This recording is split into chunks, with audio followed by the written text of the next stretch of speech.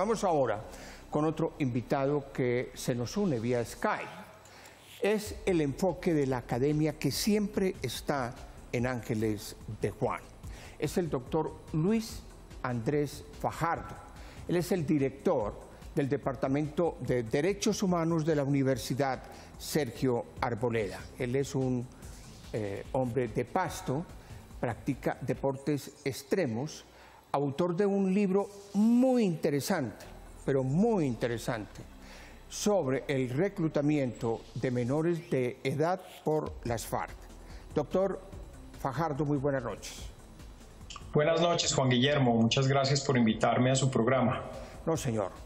Bienvenido siempre. ¿Cuál es su opinión sobre los mecanismos de refrendación de los acuerdos con que se logren con la guerrilla?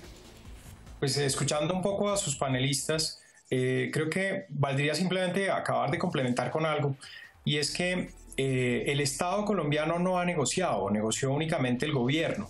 Y esa negociación por parte del gobierno, teniendo en cuenta pues las elecciones y la votación que hubo, justamente necesitaría una refrendación por parte del pueblo, porque no hubo participación ni del legislativo ni del judicial en esas negociaciones, para darle un respaldo a eso que hasta este momento no es más que un acuerdo político y no tiene ningún valor, ni como tratado internacional, ni como norma de ninguna clase en el derecho colombiano. Pero según su opinión, doctor Fajardo, el acuerdo especial a la luz del derecho internacional humanitario, ¿qué posibilidades tiene?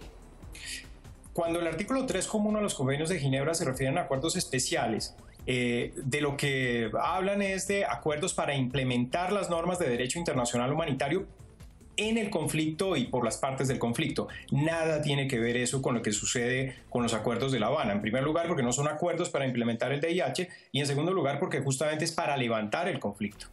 Tampoco es admisible de ninguna manera tratar eso como un tratado internacional. Primero, porque las FARC no son un sujeto de derecho internacional, y en segundo lugar, porque para que hubiese un tratado internacional, primero se requeriría una ley aprobatoria del Congreso de la República, revisada, automática y previamente por la Corte Constitucional, cosa que tampoco sucedió. De manera que esos acuerdos no son sino acuerdos políticos que no tienen ningún valor jurídico en Colombia, excepto el que se les dé a través de una refrendación o de la implementación de leyes o de reformas constitucionales. Usted hizo para la Universidad Sergio Arboleda una gran investigación que se plasma en el libro sobre el reclutamiento de los menores por parte de las FARC. Lo que quiero yo preguntarle y que usted les cuente a los televidentes es: ¿las FARC siguen reclutando a los menores?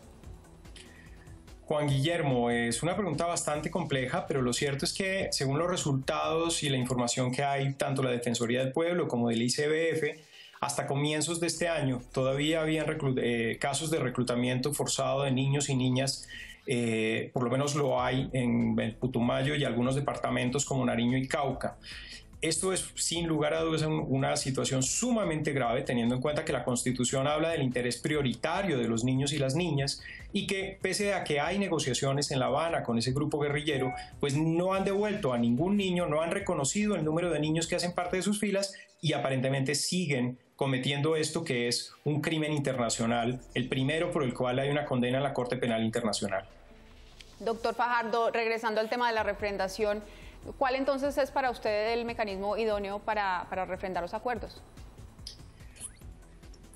Si uno quisiera el mecanismo idóneo, quizá pudo haber sido el plebiscito, pero el plebiscito exigía, según el título octavo de la ley 134 del 94, que hubiera una mayoría del censo electoral. Eso implicaba realmente una participación democrática que pudiera legitimar un acto tan importante como estos acuerdos de paz. Con lo que se quiere hacer, que llevarlo al 13%, eso cambia completamente.